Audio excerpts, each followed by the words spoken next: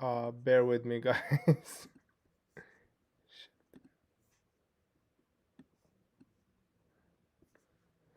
How's it going? Um, Welcome everyone to kind of my first presentation on kind of a decoding of films, like Hollywood films. I wanted to do this one on another account, but I made the account today, and I made the account today, and you need 24 hours to live stream, so I have to do it on this account today, and then I'll do the next ones on the other YouTube channel. But for this one, I'm gonna keep it on this one. Today I came prepared, and you can see I made screenshots so that there should YouTube should not be on my ass anymore after this.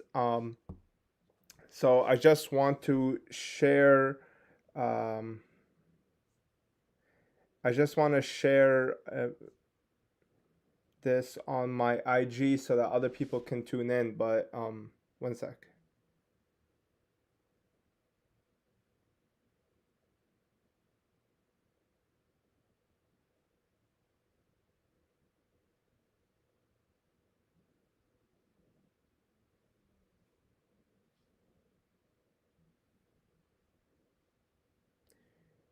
Uh,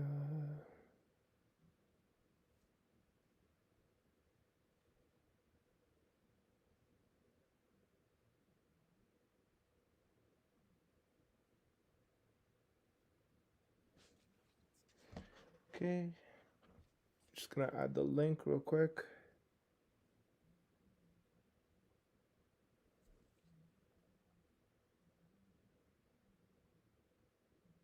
I should have done this before.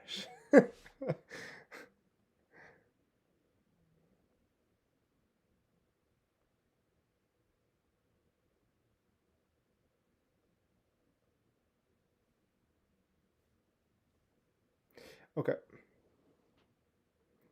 just gonna send this to my wife as well. Okay, so all right, let's get started. So my name is Omar. I want to do a presentation on the hidden or esoteric messages that are brought forth in this film.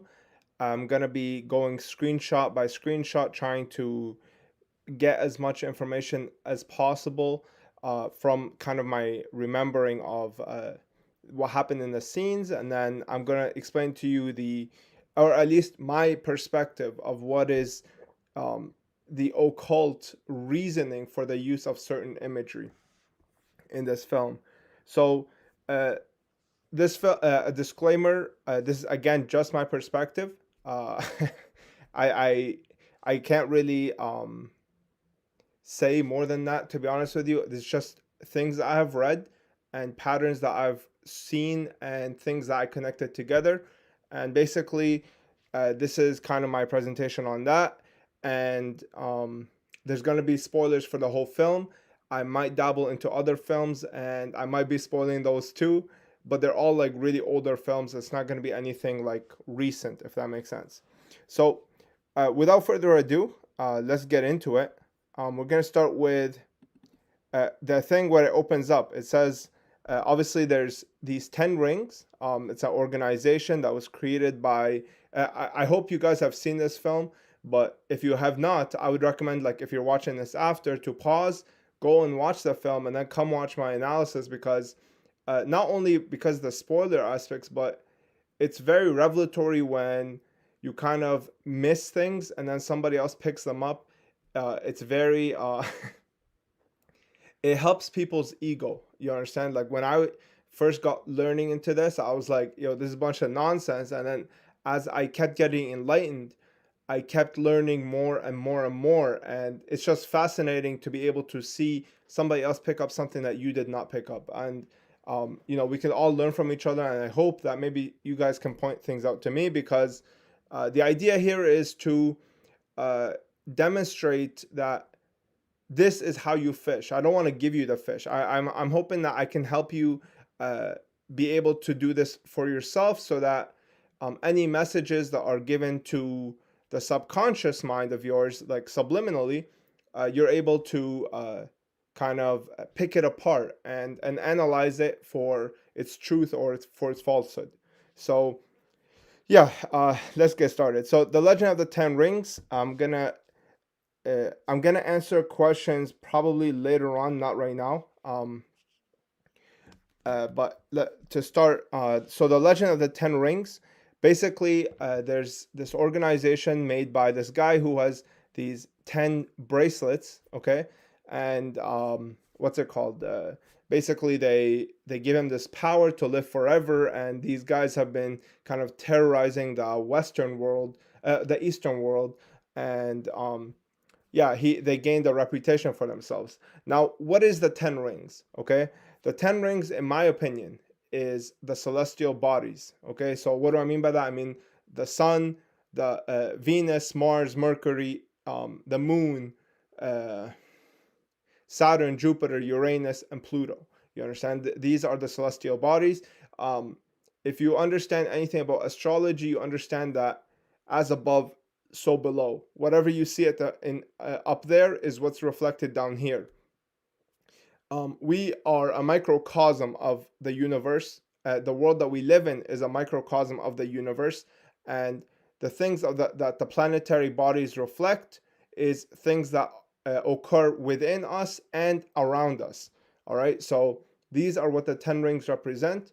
And again, this film is an allegory. Okay, what is an allegory? An allegory is a story that is that tries to tackle that tries to portray a certain type of message and meaning through it, that is not quite as obvious as you would like it to be. So there's an image that they're showing you, and this image portrays something, but there's also a double entendre or another meaning to this image. So yes, the Ten Rings is an organization, but it also represents the celestial bodies, in my opinion. I'm going to go about proving as to why I think that's the case.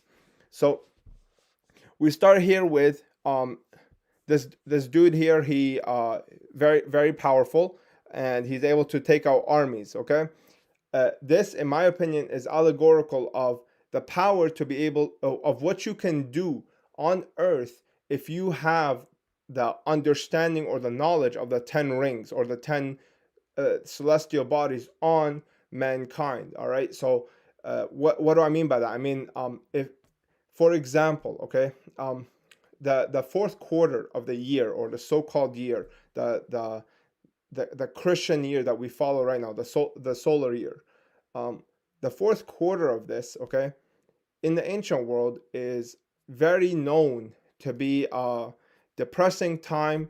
It is known to be a time of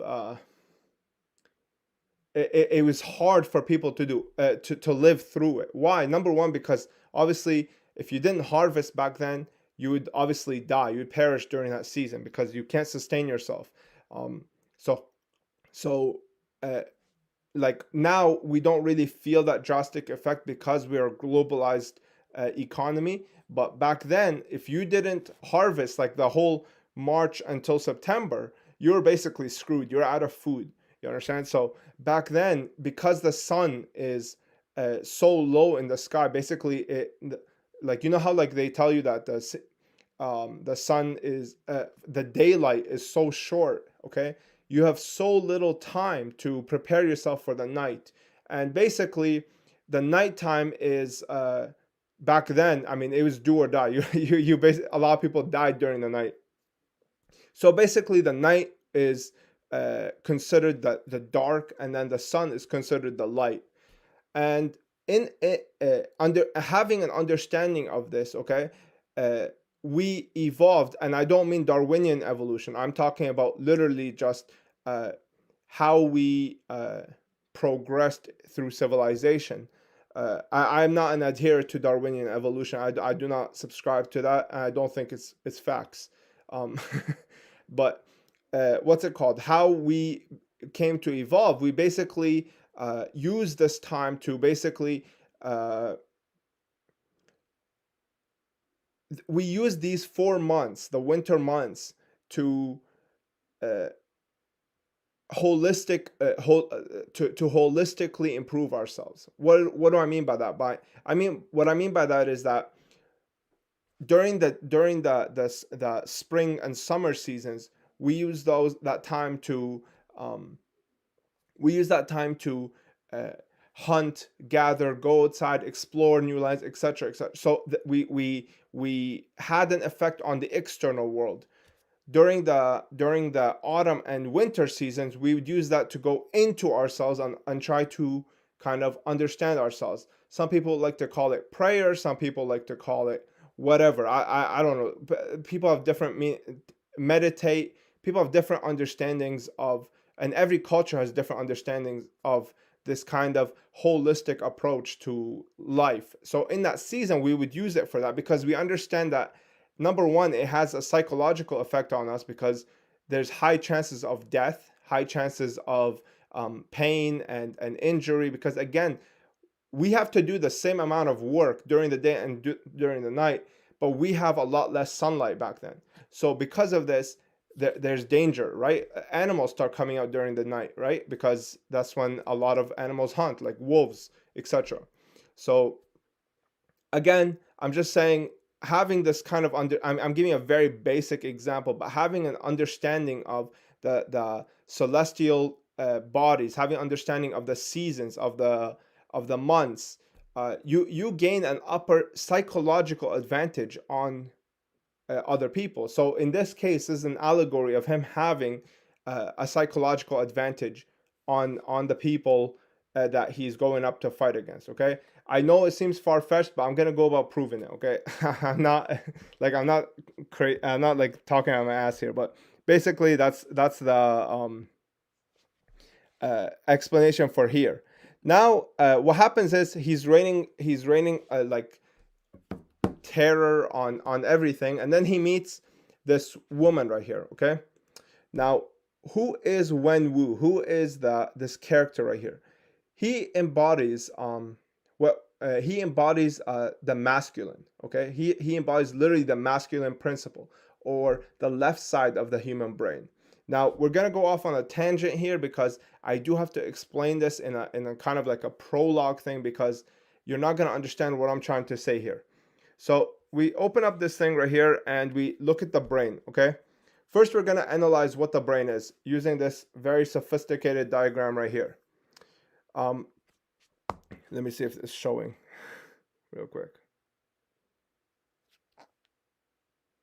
Yeah, it's showing. Okay, so this sophisticated diagram right here, we have three parts. Okay, we have the R complex, the limbic system, and then the neocortex. The R complex is what's called the reptilian, the reptilian complex. Okay, that's what the R stands for. This is the oldest part of the human body. All right, this is basically the fight or flight instinct that is given to human beings. Okay, like that we developed. Okay, so the R complex here is basically, by the way, this is where a lot of the Darwinian evolution thing comes from, like with the tadpoles and whatever. Basically, the R complex is the oldest part of the brain. Basically, what it does is, if you are under stress, okay, or you are put into a situation of fear, what this thing does is it stops pumping oxygenated blood to your brain and to your organs, and starts pumping them into your muscles, like your arms and your legs. Okay, why does it do that? Is because when you want to fight or you have to defend yourself, you're under duress or attack, your brain starts to power these things up, because either you're running or you're fighting, right? So this is what literally the R complex's job is. Like, if I'm summarizing it, it's basically take oxygen away from the brain, take it away from the organs, like the main organs, stomach, liver, heart, stomach, liver, lungs, etc., and pump it directly to the arms and the legs. This is the reptilian side of the human brain. The limbic system is what's called the mammal complex, or the mammal aspect of us. Okay, this is the emotional aspect of us. This is what makes us feel emotions. When you compare an elephant or a dog to a crocodile, the other than the cold blood, there's a reason why they are reptilian, and the dogs and the elephants are mammals, because of the emotional aspect here. Okay, what I mean, when you're looking at the archon, that's literally like a reptile brain, and then you're looking at a mammal's brain. Okay, so the limbic system is what allows us to feel emotions. Okay, it basically regulates our hormones. It basically regulates the things that allow us to be happy, sad, angry, etc. All right, and that's the human. That's not the that's the mammal aspect of our brain. Okay, and then we come to the neocortex. The neocortex is what makes us human. Okay, it is basically the supercomputer in our brain that allows us to bring things into life and to create. Okay, animals don't really have this. Okay, the animals don't. I mean, they might have it, but very, very small. Uh, there's no, there's nothing in this world that is similar to our neocortex. Our neocortex is on a completely different level of any computing machine you will ever find. There is not. We will never come close to creating something like the neocortex. Okay, so the neocortex is what gives us the human aspect of us. Okay, so that's the three basic breakdowns of the human brain. Now we go into expanding on the neocortex. Okay, and there is an order of how these things operate. Okay, it is not like, you know, they just fire off whenever they want. No, it's actually the neocortex and then the other two. Okay, so the neocortex has to activate first unless it is damaged, and we're going to talk about the damage right here. So the neocortex is split into two things. Okay, so brain hemispheres. Okay, so here we have the brain hemispheres. It's split into two things. Usually it's red and blue. It's that's what it's usually it's always called red and blue. Okay, the left side of the brain is what controls analysis. It controls logic. Actually, here they flipped it upside down, but usually it's red on the left side, blue on the right side. The left side of the brain is the analysis, the logic, the ideas, the facts, the math, and the training. Okay, this is usually the male aspect. This is what they call the masculine side of the human brain. Okay, we all have the same brain. Okay, but men and women have that, but this is what's called the masculine side. Okay, males tend to activate the left side a lot easier than women activate the left side.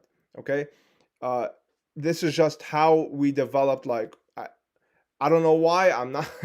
It's just how we developed. Okay, this is how we work.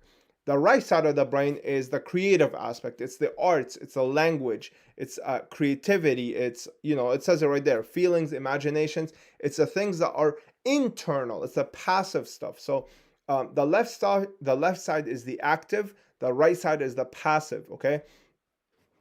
Now, this is what's called the feminine aspect, okay? And the feminine aspect is what allows us to assess things through intuition. The conscience, okay? The thing that they call conscience is in the right side of the brain, okay?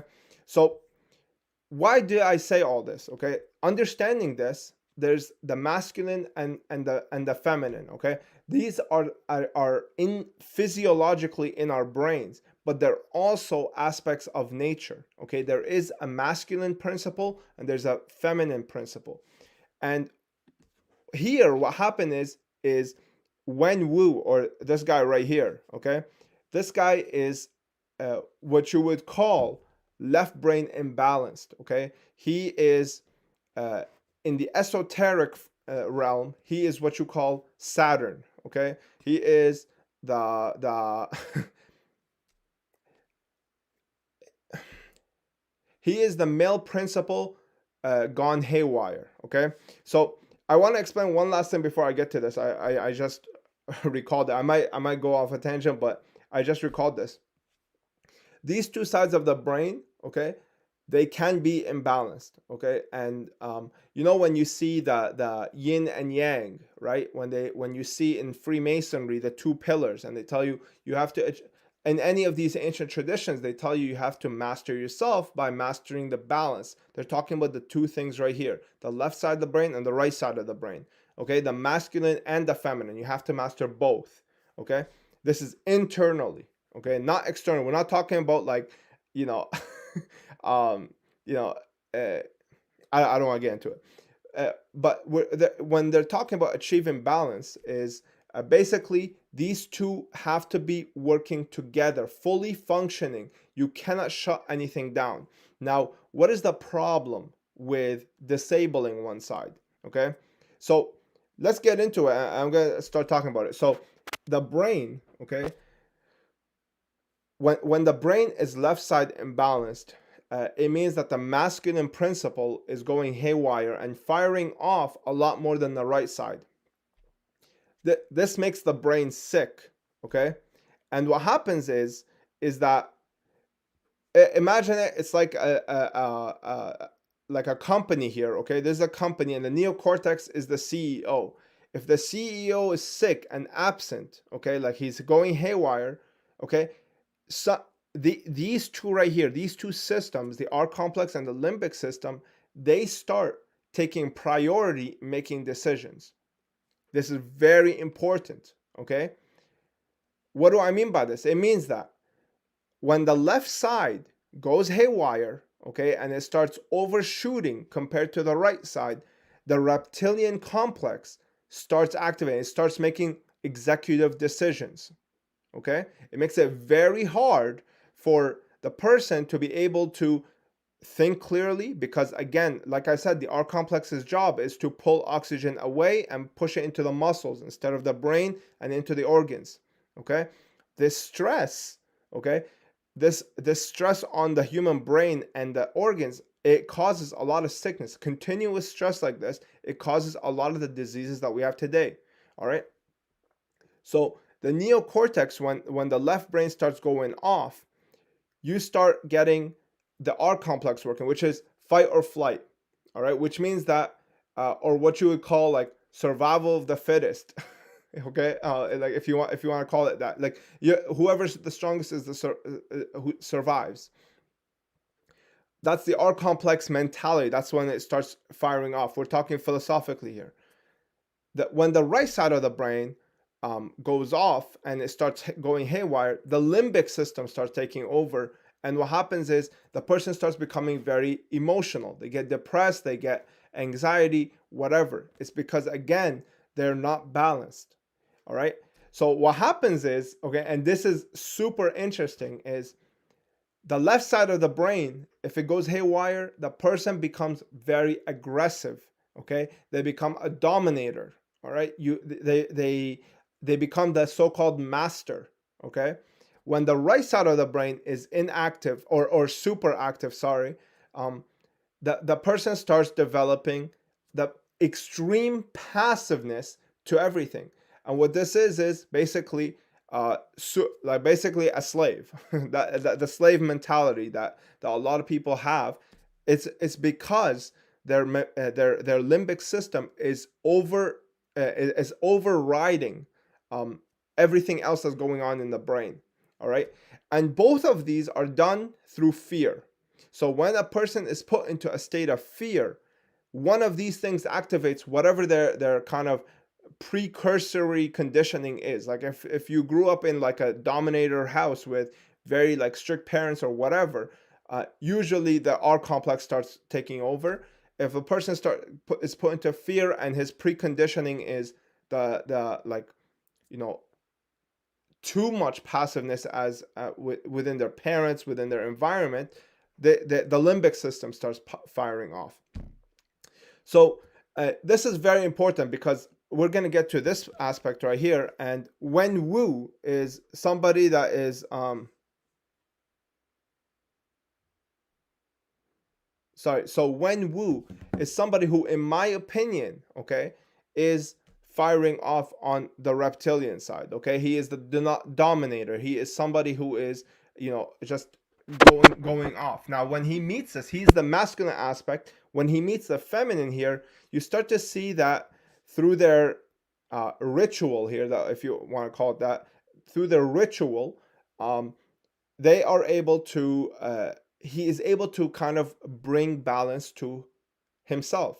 All right. And you can see that the rings, they went from blue on his wrist, okay, to orange on hers, okay. And I'm gonna get into more depth into as we go on, as you see the mastery. But anyway, basically, the masculine here, it meets with the feminine and it brings balance to the equation. Okay, he has a son, and this is important because she's saying that where I'm from, we are empowered by the magic of the Great Protector. Okay, now we're gonna see what the Great Protector is, because you're gonna see you're gonna see who the Great Protector is. But obviously they're foreshadowing that it's a dragon. All right. Now the dragon in the ancient traditions is the serpent, or what you call the Kundalini. Okay. It is the god. It's the Kundalini goddess. That's what they call it. I'll show you guys. Um,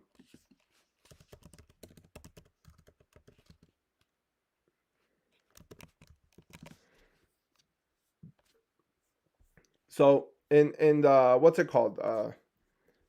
You see here. Okay.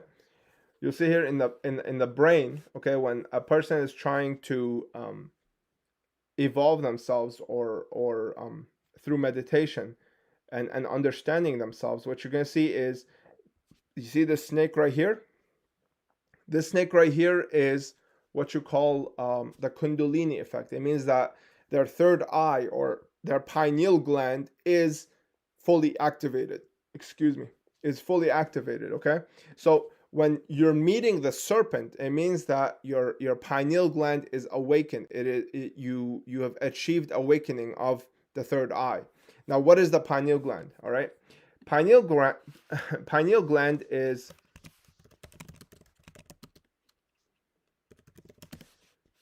this right here. Okay, it is the I'll show you guys right here. If we take a look at this imagery right here, this is what the pineal gland is. Okay, it's a small, very small, it's a very small sized gland, okay, in the brain, that secretes hormones that allows the brain to tune into higher level of frequencies. What I mean by that is that your eyes start being able to see things that they don't regularly see. Your ears start hearing things that they don't regularly hear. Okay, this is, as you can see here by the very clear imagery, this is what they used to call the Eye of Horus, or Eye of Anubis in Yu-Gi-Oh cards. For all my Yu-Gi-Oh watchers here, the Eye of Ra, whatever it is. Okay, this is basically the pineal gland. Okay, it's basically the activation of the third eye inside your brain, and this is done through what we're looking at here, which is the Kundalini serpent. Okay, it's an intertwining serpent that goes in and out like this.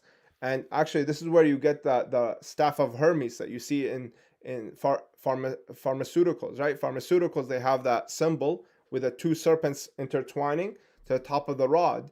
The two serpents, that's basically called the Kundalini effect.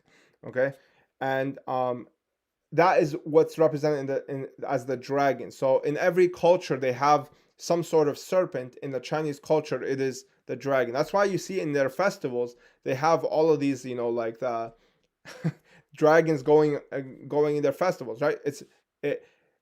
Now the regular people, they don't know what it means, but on the people who are in the know, they understand what the dragon represents. It is basically third eye awakening. Okay, it's the spirit that you meet when you open your third eye.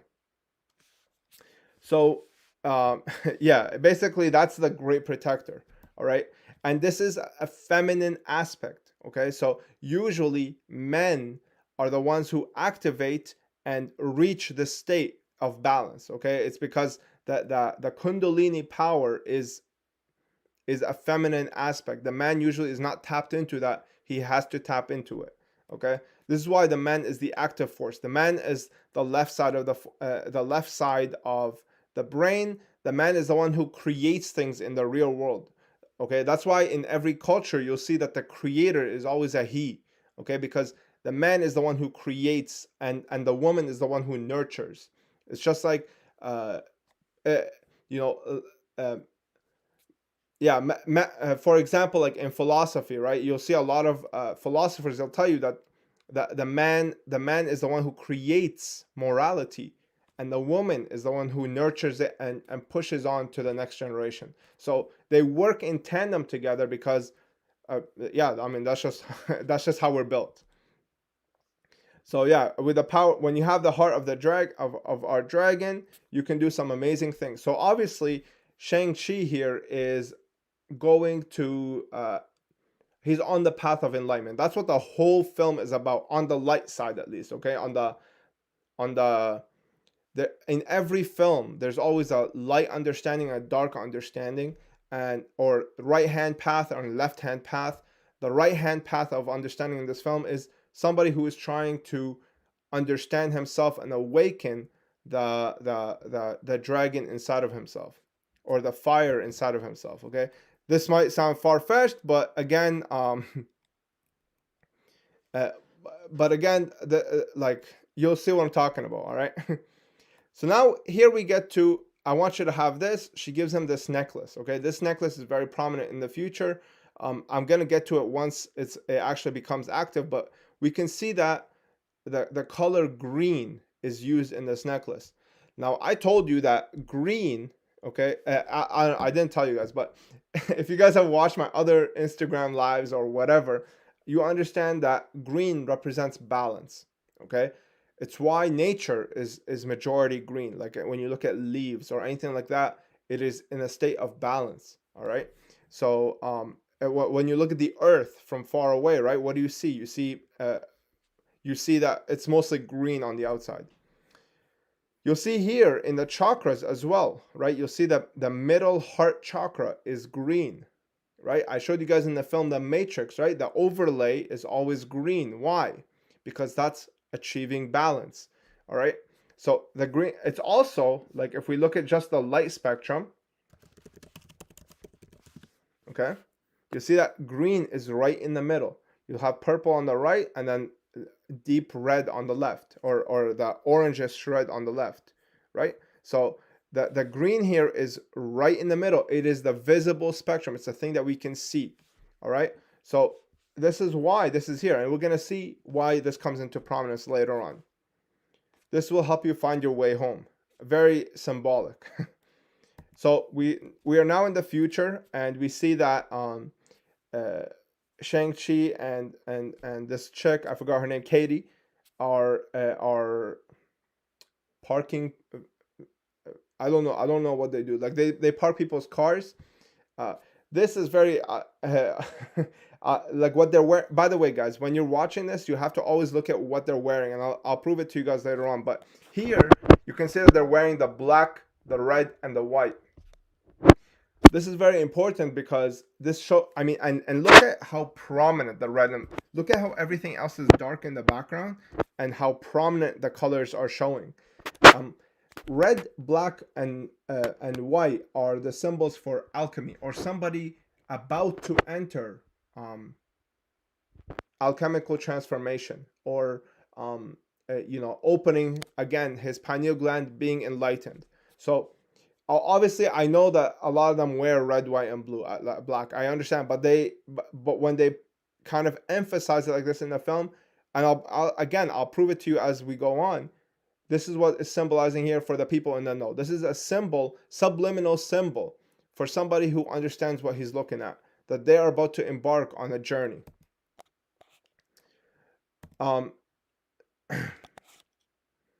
So basically here they're talking to their friends, and they're showing, and her friends are telling them, you did not meet your potential. This is very important, and it's very few, it's foreshadowing a little bit. They're telling them that, she's scolding them that, hey, you did not live up to, your talents, okay? And you guys are choosing kind of the easy way out.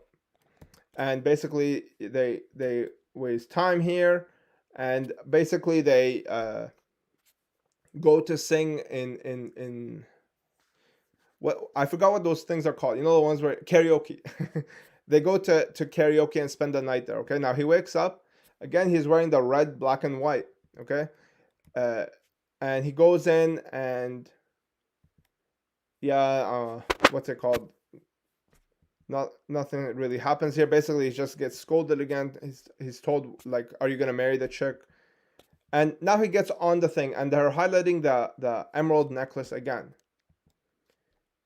Okay, and here, sorry, here they get into a huge fight.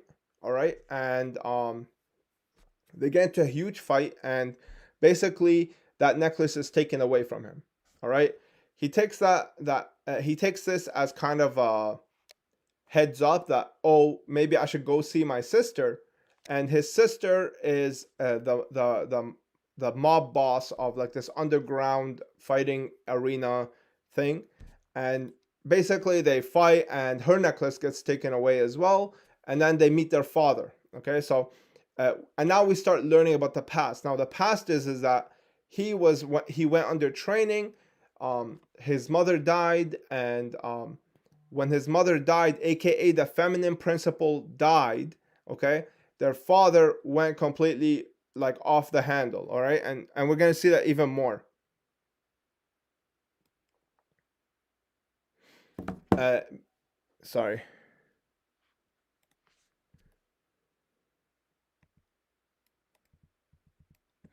Okay, so yeah, now we learn about his past, and yeah, basically he just gets his his uh, we learn where he got his training from. Now we meet the father, all right, and the father is telling them that their mother is hidden in like behind the gate, even though we saw her die and everything like that. He says that their mother is calling to him from behind the gate, and we don't know what this gate is. We don't know. Uh, he basically says that if Tao Lo, the area where his mother, the feminine aspect came from, okay, they don't allow him to open the gate, he's gonna burn the whole village down. All right. This part is where you have some plot holes in the film, but because like, how did he live for thousands of years but then not know about this? It's like it's kind of questionable, but whatever. Moving on. He basically shows them that there's a map, okay, and this map is activated by putting the two emerald eyes on the dragon. All right, the two emerald eyes. Now the left eye, okay, the left eye is what's symbolic of the masculine principle. Okay, the right eye is the feminine principle.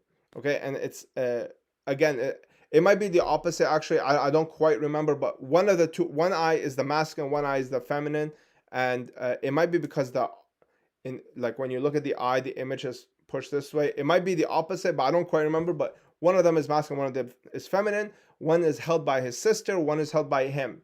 And I know that they're two different characters, but they're actually one and the same. We're basically just, this is an allegory for somebody trying to reach enlightenment, okay? And you need the feminine and the masculine. It's just his sister is used to symbolize the feminine, and he's symbolizing the masculine. And basically, he puts the eyes on there, and then a water map comes up, and he says something very important here. He says the passage to Tao Lo is guarded by a moving maze. Okay, this is very symbolic here. Number one, if you watched any of my other films, I tell you that there is always this three aspects to every enlightenment film. Okay, and pretty much every film that you will see is enlightenment in some type of way. Okay, it's always like this, but there has to be a trial or a portal. Okay, aka a maze. It can be a twister. It can be mirrors. It can be in different aspects of everything. Is there's a lot of different aspects to the portal or the pathway to enlightenment, but usually it's a maze. It's a portal. It's like a light speed portal, like in Star Trek, or it can be mirrors. Like for example, in the Matrix, he goes through the mirror, right? Like he touches the mirror and then all of a sudden he goes through, or like the silver starts covering him. Another one is, for example, in the film Us. I don't know if you guys have seen that, right? Adelaide goes into the mirrors, into the wall of mirrors, and then she meets her other darker self. What's it called? What's another one? Alice in one, or Alice through the looking glass, or for example, in One Piece, you guys who watch One Piece, there's that witch on Cake Island. What is her powers? The mirrors, right? And they're portals. Uh, in the maze, for example, if you watch Pan's Labyrinth, right? Pan's Labyrinth, the chick goes, she has to go through the labyrinth in order to reach enlightenment, or to go to the spirit realm, or whatever it is. Another one is this film called Sybil. Okay, if you watch Sybil, yeah, right here. So if you watch this film, okay, you can see here, this is the advertisement poster for this. Okay, let's zoom in real quick. You can see that this is, if you watch this film, it's about a chick who basically has to face her dark side. You can see she has to go through the maze, and you can see the light bulb right on top of her head, enlightening her head. So it's, again, it's another enlightenment type of film. You can see here, usually when you have kind of the films with multiple personalities, usually they symbolize them by having glasses. Like for example, Sybil right here, this is the regular character, and then her alter ego is the one with the glasses. Superman, right? Superman puts on the glasses. Um, this is gonna go like a little bit over people's heads, but for example, a lot of MK Ultra assets like Steph Curry, right? State Farm. If you've ever seen the State Farm commercial, you'll see they show you Steph Curry and his alter ego. Okay, you'll see it with Chris Paul as well, right? Like Chris Paul and Cliff Paul. They always have the glasses. It's just something that they they use to symbolize the alter ego. But in this case, as soon as I saw this maze right here, I knew there had to be the third aspect, which is what?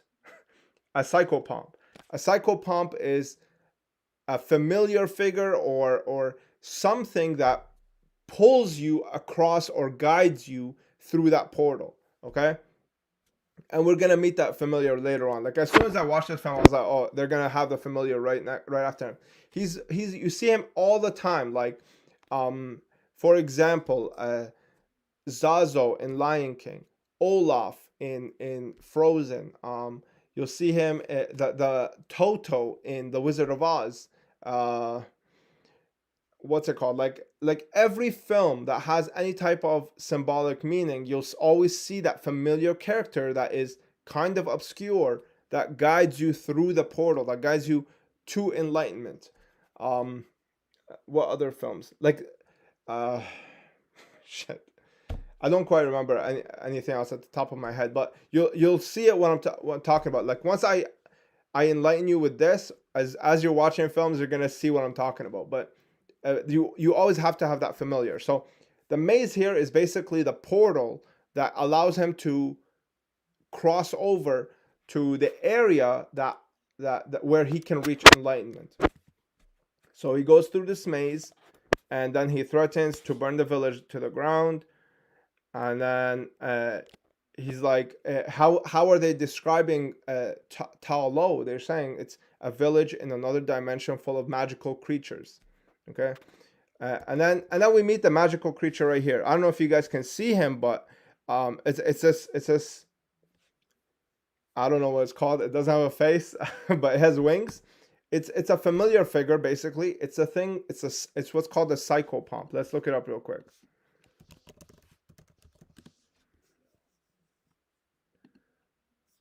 So psychopomp, literally meaning guide of souls, are creatures, spirits, angels, or deities in many religions whose responsibility is to escort newly deceased souls from earth to the afterlife.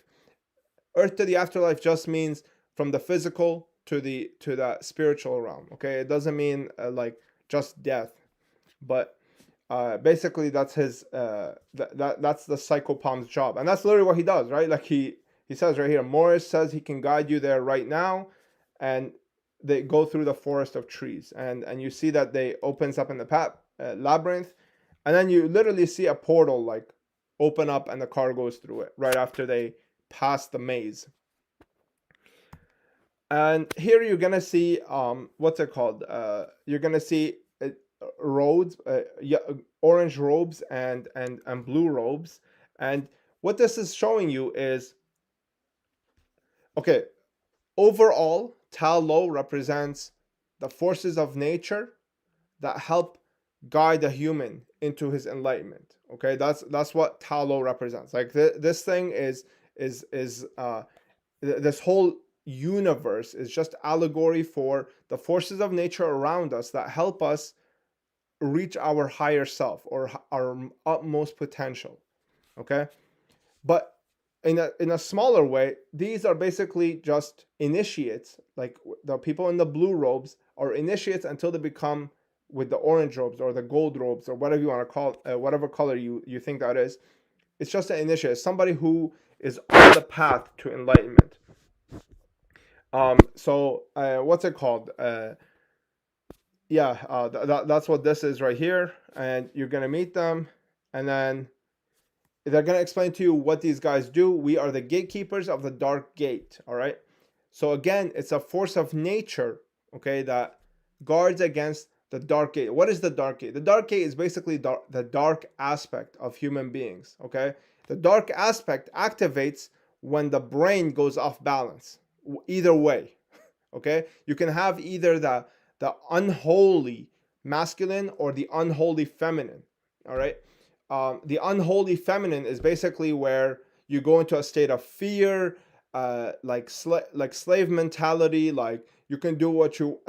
It always has to go back to the master. So the master either rules you as a slave, or on the left side, the master still rules you, but he uses you as a dominator. Like he uses you to exercise his dark will, if that makes sense. So they are the keepers of the dark gate. They're basically things that help human beings go to the higher power, not go into the dark realm. Okay, and we're going to see that the dark realm or the dark gate here, those things, what do? They take your soul, right? That's literally their job. Their job is to take your soul. Okay, basically bring you down to your basic self, because every human being has that basic self. Our job is to fight through it. You know what I mean? Become a higher being of ourselves, the best possible beings of ourselves, and we do this through hard work. Okay, what this is showing you is it's literally hard. Like the battle that comes up after this is the battle between our basic self and our higher selves, and how we have to constantly fight and defeat that lower self of ourselves. So I pretty much lost everybody here. Let's see. Oh, I have 2 likes. Nice. So that's what the dark gate represents, and you're gonna see we joined the fight, their fight, and turned the tide.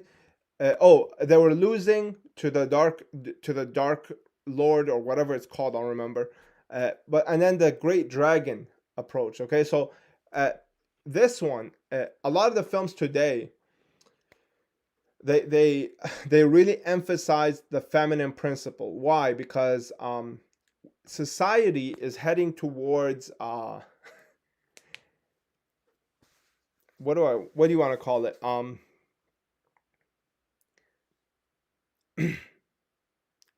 We're heading down a bad path, okay? And the bad path is led via the unholy feminine, aka the feminine that is the slave, okay? This is why a lot of the if you want to look at the dark aspect of the film, this is why they kind of push and promote superliminally all of this like feminine stuff, like the feminism per se. Like they try to push it real down down your throat, because they need society to go in a certain way. Who's they? The powers that be.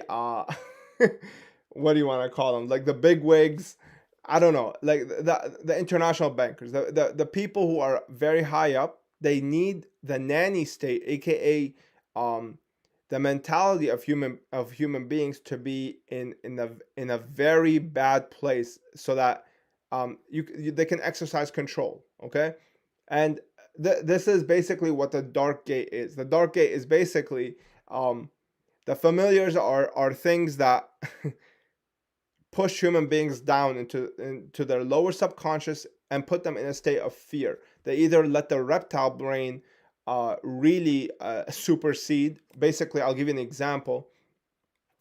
All the people who want to dominate and control people during this time right now, during this sickness, who want to say, you have to do this, you have to do this, you have to do this, either they're doing it out of their reptilian brain because they want to dominate and control others, or they're doing it from the right side of the brain or the feminine aspect because they are scared. It's both domination, it's both control, but it's done through like one side of the brain. It's never through like true balance of either side. Okay, either they want to dominate and control, or they are too scared of death or pain or health or whatever, so they have to try and dominate others in this way. And basically, what the most films today are trying to propagate is the pushing of the unholy feminine and shoving that down people's throats so that we can go through kind of the fear aspect, dominating others via fear or via our own fear. So yeah, we move on to here. So the gift that she gave us, now obviously on the light side of understanding here, or the right hand side of understanding, the gift that she gave us is our intuition, our creativity, or the right side of our brain. The creative aspects, or the ability to create things like allegories. Like, why is it that if you try to explain to somebody a concept, okay, they will not understand, or they will refuse to understand it. However, if you show it through a film, through an allegory, for some reason it works a lot better. Why is that? The reason is because the allegory targets the right side of the brain. If I'm like literally teaching you, it's targeting the left side of your brain, your logic, right? Now, some people, if their logic is not fully there, you have to tap into the right side, and they have to use the right side to bring their logic up to par.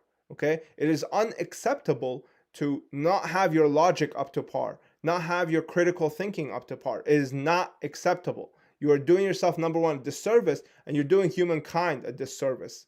And it's also unacceptable to not have your emotional and intuitive side not up to par. You understand? If you don't have this up to par, you're also doing yourself a disservice and humanity a disservice. So the gift that she gave us is the right side of the brain. That's basically what she's symbolizing here. That's the right side of the human brain. That the feminine side, the Kundalini feminine. And here we go on, and she said, I have my notes here. So our people have guarded the gate with the power that she gave us. You see, she actually says it. She says that she gave us. And this soliloquy here, she says, your father is not the first to come here to open the dark gate. Many have tried and failed over the centuries, and they have all had one thing in common. They were lured here by the voice of something on the other side that promised them their heart's greatest desires. Now, what does that remind you of, right? It reminds you, in the ancient traditions, Satan and the tree of life, right? It reminds you of what do you want to call it? A lot. Like, I don't quite remember at the top of my head, man. I'm not a dictionary, but encyclopedia. But there's a lot of ancient traditions. It's always about mastering your desires, right? Controlling your wants, okay, in order to truly become free. But anyway, it's very reminiscent of that here. Okay, and then she gives them a gift, and this is very important. Okay, she gives them a gift. She gives him this kind of suit that he wears. Okay, that's red or fiery red, and then she gives her a silver, or like a silverish suit. Okay, now why did she give him that? So the reason is because this film again is talking about the masculine and the feminine. The masculine aspect here is the sun. Okay, men in or masculinity in the past, in the ancient traditions, is always likened onto the sun. Femininity, or the woman, is always likened onto the moon. Okay, in a good way and a bad way. So what do I mean by that? What I mean by that is, for example, the sun, okay, is always consistent, right? It's consistent. It always comes up, it always sets. It always comes up, it always sets. You don't ever you don't ever count in your mind that the sun will not set will not rise this tomorrow. You understand? You never think that, because it's the most constant thing we have in the world today, right? Like think about it. What is literally the one thing you can 100% count on, that the sun's going to rise tomorrow? Okay, so that's the masculine aspect. However, in a bad way, it's also very fiery. It's hot. It's if it's used incorrectly via rage, okay, again, it becomes very deadly, very dangerous. Okay, and this is why red, or like the sun is likened onto the masculine aspect. The woman aspect is likened onto the moon, and the moon represents the feminine principle. And what you're gonna see is that the sorry, I'm losing my mind. I'm losing because I just read something. So the feminine aspect here is basically, the reason it's likened onto the moon, because number one, the moon is reflective, right? It reflects the sun, right? So it's like I said, the man creates and the woman nurtures, or reflects it onto the children. You understand? So the man creates the energy, or the sun rays, the heat, and then the woman harnesses it and then reflects it down on earth. The moon is cold. It is on a negative aspect. It is cold. The moon changes, right? The woman, or the feminine aspect, is not as constant. Uh, it is viable to change. Okay, it does change. So the phases of the moon, it always changes. Sometimes you might not see it. Sometimes you see it. Sometimes it's full. Sometimes it's small. So this is why, I mean, it goes very deep, but I'm just trying to give you guys like small examples at the top of my head. But this is why I told you that he is the man, or the masculine, and she is the feminine. Okay, and at the end of the day, you will see that they both have to work together to defeat the Dark Lord, or whatever it's called. And this is why she's given the silver. And I will prove that again. So silver occult meaning. Okay, if we just take a look at this. Silver is the metal of emotions, of the psychic mind, of the loving as well as healing. It is used to bring patience. Is used to bring patience and perseverance to the wearer, as the metal is reflective. Okay. Uh,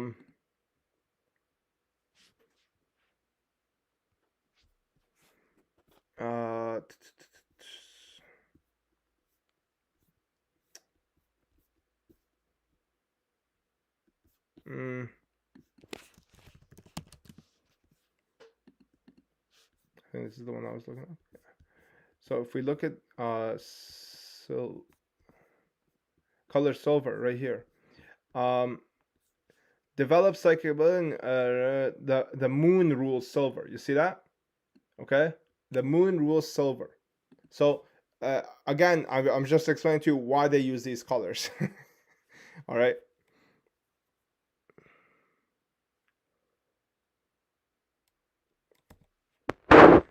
Okay, so here she's trying to tell them that in Ta Lo we train as equals.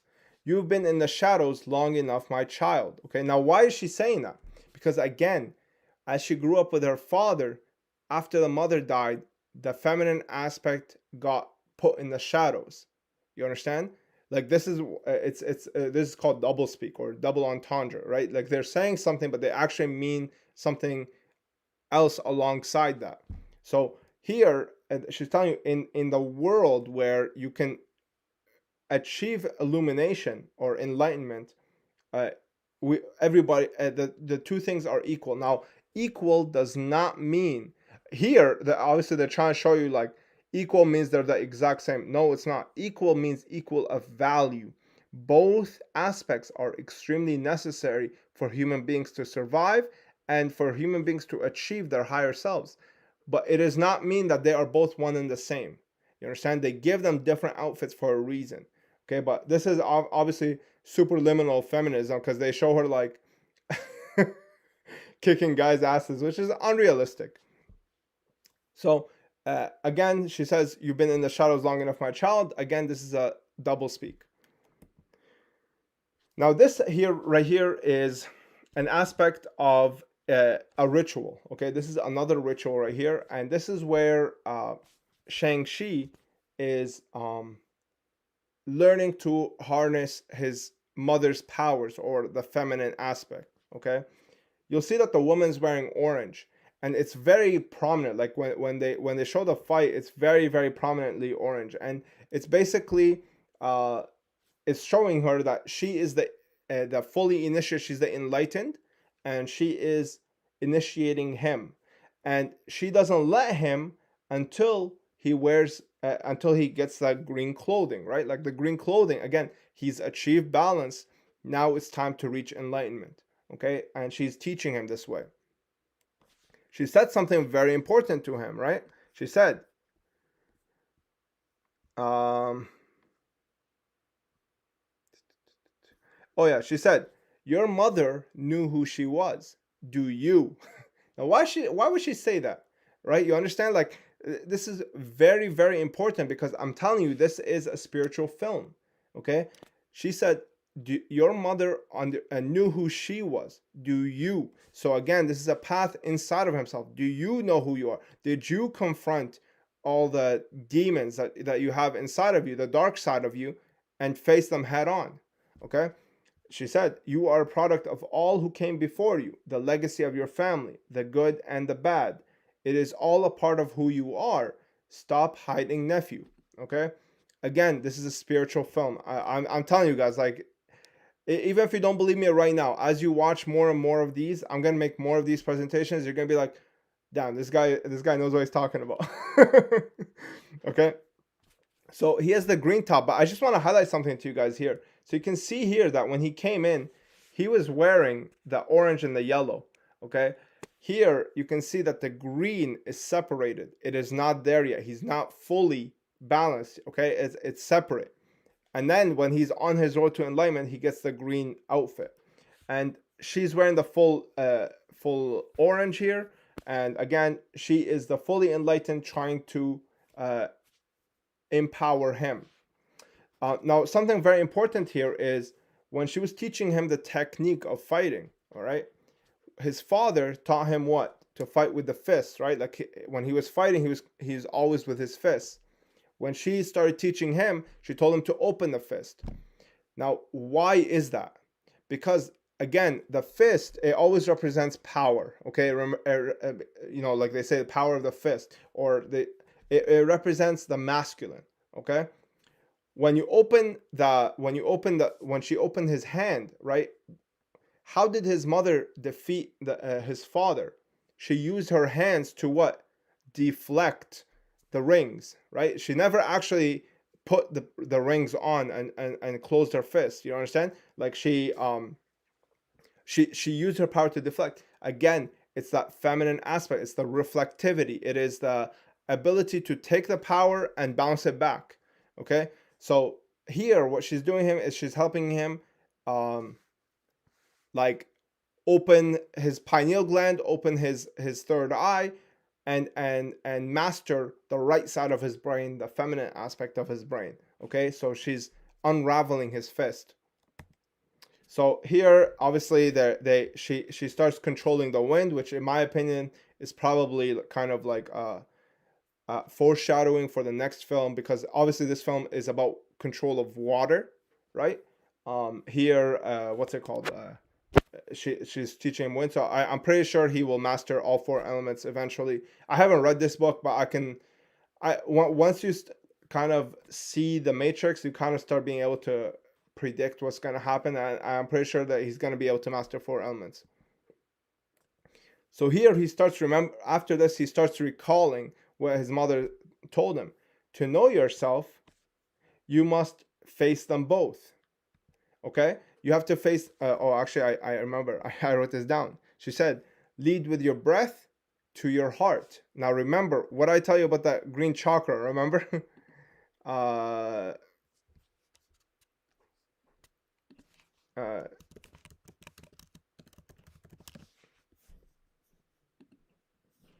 Remember this right here? This is the heart chakra. Remember? Lead with your breath to your heart. Breath is usually likened onto the soul. So lead with your soul to your heart. The light and the dark, to know yourself, you must face them both. Okay? So again, the dark it can be as simple as literally the lowest form of anything that you don't like about yourself that you would like to fix. You understand? I'm not talking about you don't like your face, or you don't like I don't like I have a mole here or whatever. That's not what I'm talking about. I'm talking about literally the deeper aspects. Okay, I hope I'm coming across like, I hope my audience is kind of intelligent enough to pick that up. But you have to face both of them, and everybody has their own battles that they have to face. But yeah, again, she's wearing the white, and if we look back here, when she fights them on, white right here, for each order, balance the aura, because all colors originate from white. Energy, security, stimulation, inspiration, and the moon rules white. All right. So again, it's the feminine. It's the moon. All right. Next, we move on to the feminine dying. All right, and then the feminine died in kind of like this family or this story, and the father goes haywire. All right, now in my opinion, he became right side imbalanced. He is overly emotional. He's not able to decipher that the dark forces are literally tricking him.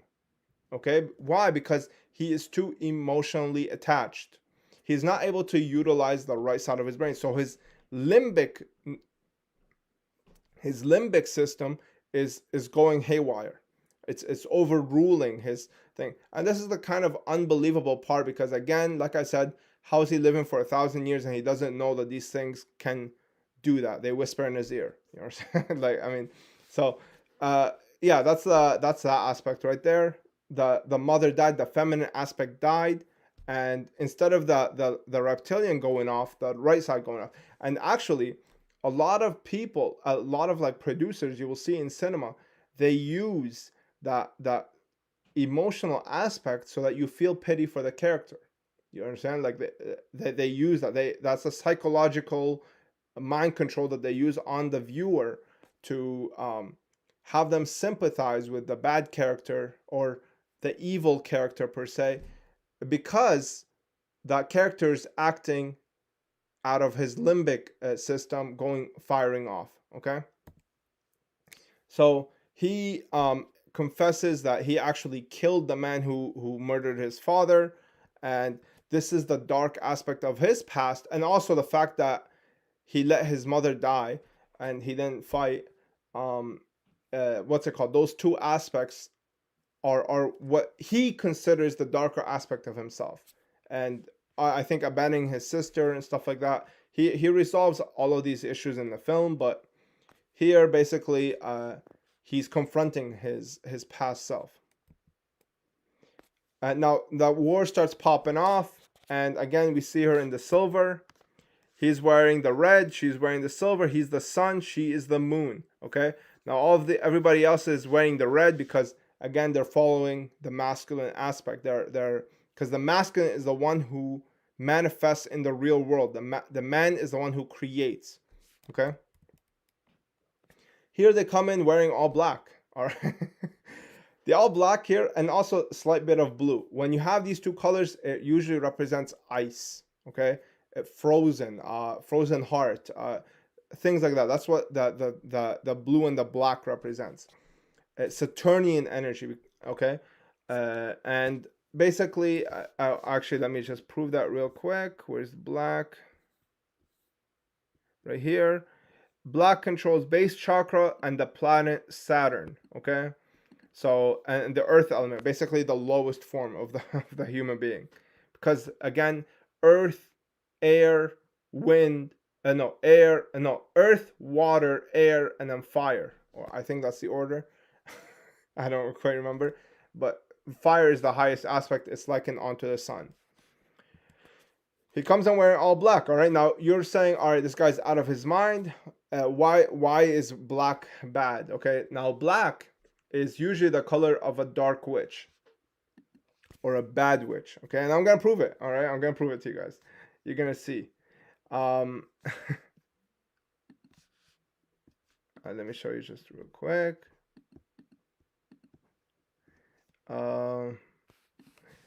Thor and Loki arrive on Earth.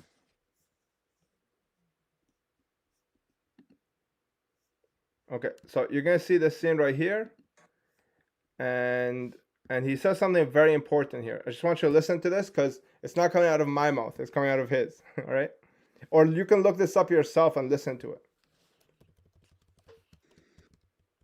I saw you die. I mourned you. I cried for you. I'm honored. Hi, would you mind taking a picture with us? Oh, sure. Start figuring out where he is. Oh, sorry, it's this one. Cried for you. I'm honored. She didn't dump me. What the hell?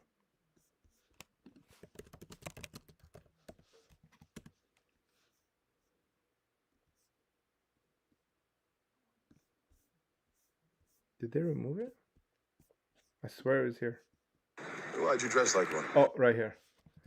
All right, listen to what he says. This is super, like, enlightening. How was I supposed to know? Can't see into the future. I'm not a witch. He said, I can't see into the future. I am not a witch. No? Why'd you dress like one? He says, really? So why did you dress like one? Okay. I'm not saying this. He's saying it. Now look at his attire. What about his attire is witch-like? Is he wearing a black robe? No, he's not. What is he wearing that is witch-like? It's the all black. All right. They know it. It's not just my words. All right. This is really critical. So they're telling you here. This is why in a lot of films that have enlightenment, the character always is wearing black, or the bad character. So yeah, this is why they have them here. And then they basically start fighting, and again he brings up the past that he has not confronted fully yet. And then the son starts fighting back, and then he's like, "What makes you think she? Even if you can bring her back, what makes you think she wants anything to do with you?" And then he gets cheesed, and then he power punches him. And what's it called? Now he passes out in the water, and what's his face? Wenwu jumps up and goes to the gate. Okay, and he starts punching it and opening it up. So again, it goes back to here. They're taking the soul. The dark aspect is taking the soul. It's eating the soul. Okay, this is so important. That if you do not control the darker aspect, it literally eats from your soul. All right, it makes you sick. Here, what's it called? They're trying to pull a power chip on her, and she says, "No, I have to help my friend." So she gains courage. Some character development here, and he's empowering her. Now he sees that she has a lot of courage. Now he's empowering her. Again, he's the masculine, she's the feminine in a very microscopic way. And then he passes out in the water, okay? This is really important because what the water symbolizes is knowledge, okay? That's what water symbolizes. This is why you see Saturn, or the power of control, is always likened with ice, okay? Like you see Ice Cube, for example, the rapper, right? Like he named himself that because, again, he's a Saturnian. All right, I'm not reaching here. I'm telling you guys, like, I mean, it's my perspective, okay? Allegedly. Ice Cube is a Saturnian, and this is why he uses that name for himself. Now, ice is is um is a symbol of hardening knowledge, like knowledge that is inaccessible to others.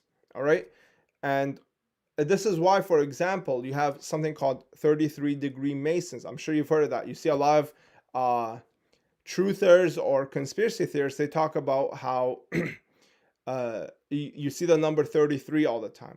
Well, number 33, the reason they use this number is because it's a number that ice melts and it becomes water. Okay, this is really a big reason as to why they use that. It's just symbolic. It's symbolic of basically knowledge being unraveled. So now, as he's dipped in water, okay, he meets the Kundalini goddess, or the dragon per se, or the serpent, or whatever you want to call it. He meets the dragon in the water after he is fully enlightened, and you're gonna see that he rides out on the dragon. He's harnessing the feminine aspect, because that's what, remember, they called her the she.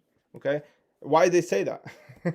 Right, like you don't see his penis or the vag, so it's like, why they call it a she? Because again, it's the Kundalini effect. She tells him, you have to stop your father. Why does she do that? Because again, she sees that he's harnessing the feminine aspect. He has the balance of both brains are balanced, the right side and the left side. And now he fights his father with the open hand technique. Again, he's using the feminine principle to balance out the haywire masculine. Okay, and then it cuts, and then we see the dragon, and the dragon, what? He goes and empowers his sister, because his sister is equally as important in this fight. All right. So again, she gains the power of the dragon, if that makes sense. And here we see that he does the same thing his mother did, which is basically control the flow of the rings. There was a scene where, yeah, you can see here, like you can see it's basically rotating, right? Like, I mean, I don't know how much more obvious you can. It's rotating like literally a planet's rotation.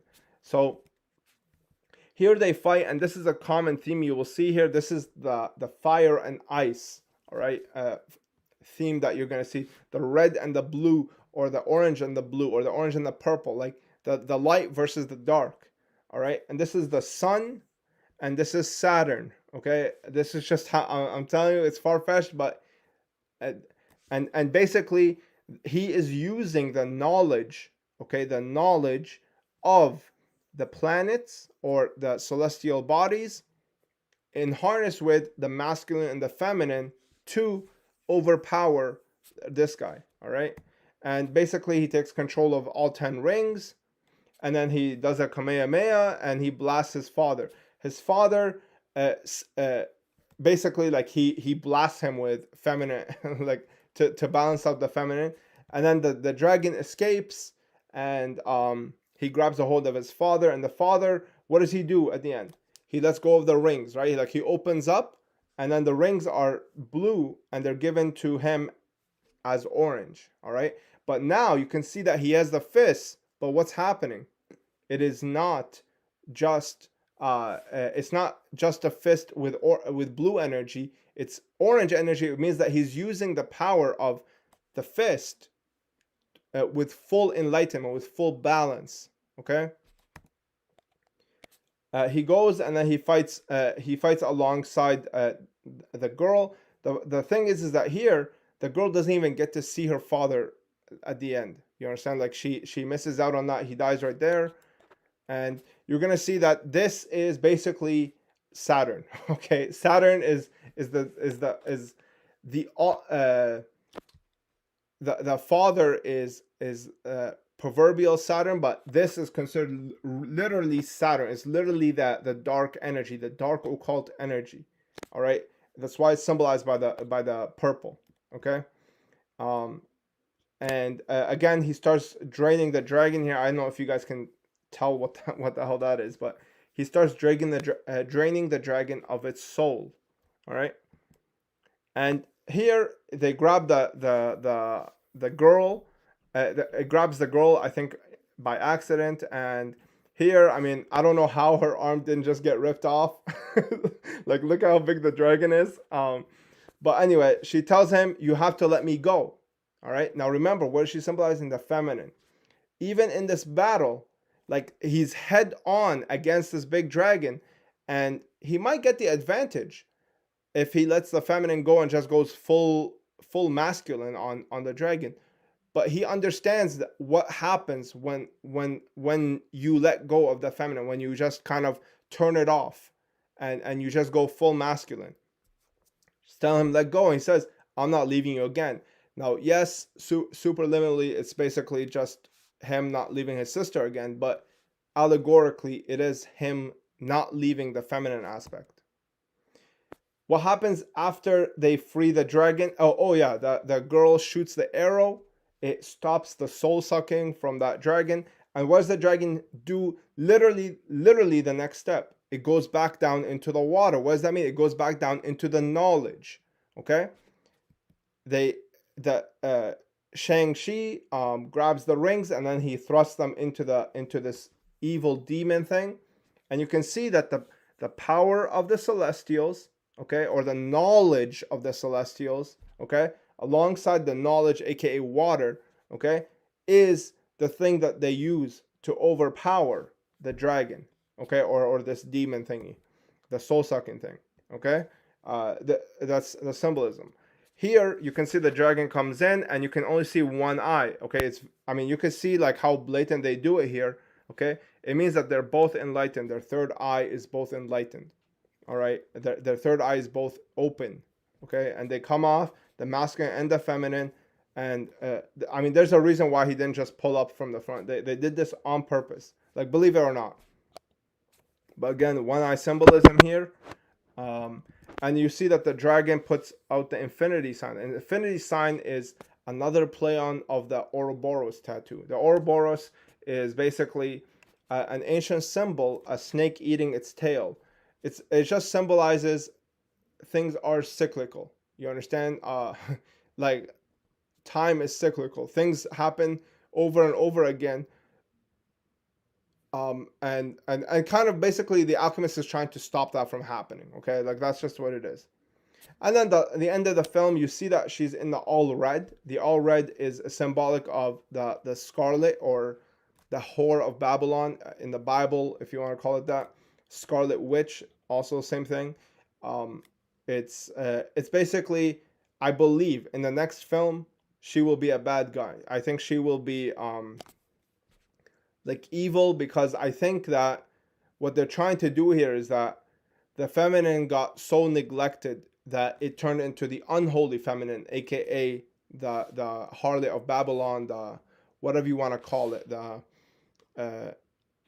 whore, or the great, for lack of a better word. It's not. I'm not saying it like sexual. It's just in the female aspect one. It's not catered to. It just turns into into the negative energy. All right. So yeah, that's basically what this is, and some other stuff. Oh yeah, here, for example, you can see like some neglect that happens. They both arrive, and he says, "My son is home." All right. Again, here you see that they're all in the all black. Everything is all black. It says, "Is he gonna kill us? Just nod, don't talk. He'll forget you're there." Okay. Again, it's all about neglecting the feminine in this film. He always treat you like that. Only after my mom died, he said I wasn't allowed to train with the boys. This is some feminist stuff. But I watched everything that they did, taught myself to do it better. Questionable. If my dad wanted me into his empire, I'm going to build my own. Again, it's just like feminist stuff. Here he shows him that, he tells him that I gave you 10 years to live your life. Where did it get you? He's asking him like, look, this is kind of another one of those double speak things where it's basically, I cannot, the elite cannot give freedom because they don't believe we know what to do with it. And this is kind of a symbolism of that. Like, I let you go for 10 years. Where did it get you? You didn't achieve anything, right? And I mean, he didn't achieve anything, but I'm sure other people would. And yeah, I think that's that. That's basically the whole film. These were other snippets. I don't know why they didn't appear in the initial run. Let me just see if I missed anything. Yeah, you see here, it's like I was seeing the world for the first time. Because when you balance those, it's completely different dynamic that happens in your mind when you see things. Yeah, okay, this is a bunch of other stuff. Yeah, I don't know. That's pretty much it. So yeah, that's kind of my breakdown of the Shang-Chi film. What do you guys think? If there's anybody left watching. New Charge said, I'm blown away right now, man. I appreciate it, man. Thank you. Daniel R said, it's remarkable that despite all our advances, we still cannot predict the moon's motion exactly. Hence the annual moon sightings for the lunar calendar. Bro, I'm telling you, we have so much more to learn. We're just stuck in our ego because what we developed is communication technology. That's what we have. So what we have is technology that allows information to pass through very quickly. But the problem is that if we don't have information, what the hell are we passing through real quickly? You understand? So we are kind of in an ego state right now that kind of it's halting our progress because we think we're so advanced in this area that we neglect everything else. Like I spoke to a friend of mine, I swear to God, okay? And I said that the moon that there's a lot of ancient bodies that are lined up in a certain pattern that aligns with the stars. He's like, who cares about that? And this is literally, I mean, the fact that you can neglect the fact that literally ancient civilizations built things that we are not like financially secure enough to be able to replicate. Okay, we might have the technology to rebuild it, but we don't have the financial means to rebuild it. Okay, or at least we don't understand why it's so important that they built it. The fact that he says I don't care, or who cares about some stars, that shows you the state that we're in. You understand? That shows you the state that we're in. Most people are they're consumed by the three things: the media, that sports, politics, or that Hollywood, like films and TV shows. Those are the three outlets of mind control that we have in our society today. Some have the weed and video games, but that's the three main things. And guess what? That guy, all he knows how to talk about is sports. You know, that's literally the only thing he can discuss. And literally, we'd be talking with people, and he comes in and just butts in and talks about sports. It's like, yeah, this is the state of our society today.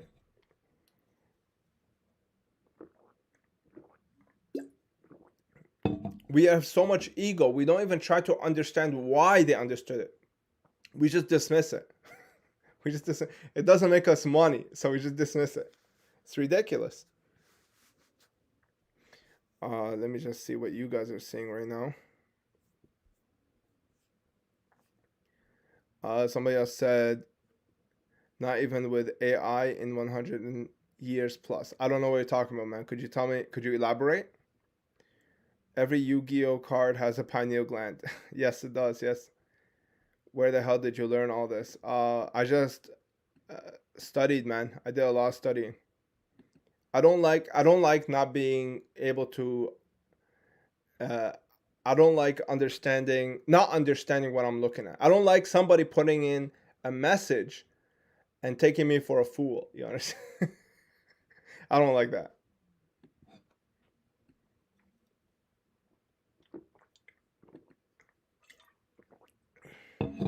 Yeah, Stephen A. Smith, the weed.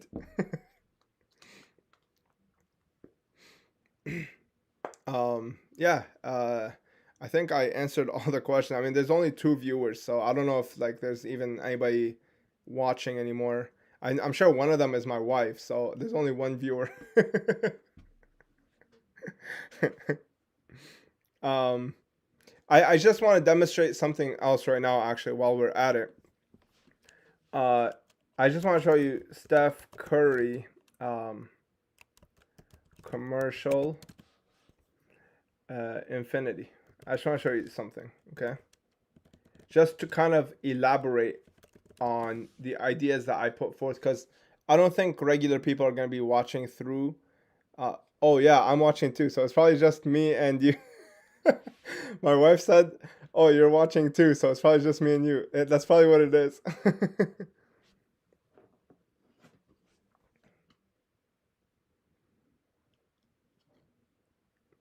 But I just want to show you this commercial real quick. Okay. Yeah, I think it's very revelatory. All right. So you're gonna see something that the same concept of the red and the blue, or the orange and the blue. Okay.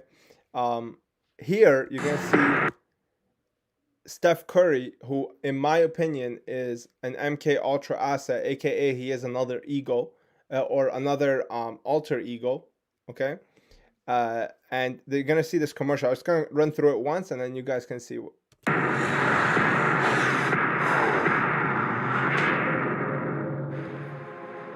They say I'm a nice guy. That I only have a good side and a better side. But what they don't know is that I have another side. A darker side. A badder side. A side you don't want to be on the wrong side. Hey, honey. Did you remember to get the milk?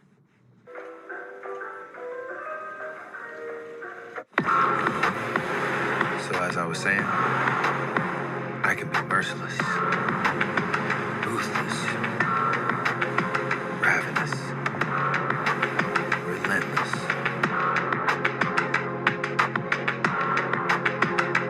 Infinity, empower the drive. All right, so I just want to break this down real quick for you guys, just so you can see what I'm talking about. So here you see that he's stepping on the nicest guy in basketball newspaper. All right, black shoes, black pants. All right, you're gonna see the all black on him, right? 100%. Even when he goes into get the milk, he's wearing all black. All right, this is very this is kind of very important. Okay, red and the blue. Okay, like if you remember the Matrix, right? In the Matrix, what happened? Morpheus presented Neo with a red pill and a blue pill. The red pill represents reality, the blue pill represents illusion. Okay, when he tells you, when he's wearing the all black, and you can see that there's this red aura to the film. Like, check this, like look at that, the whole film has this kind of redness to it. Okay, this telling you that in he even says it. He says a lot of people think that I only have a good side and a better side. They don't know that I have a darker side.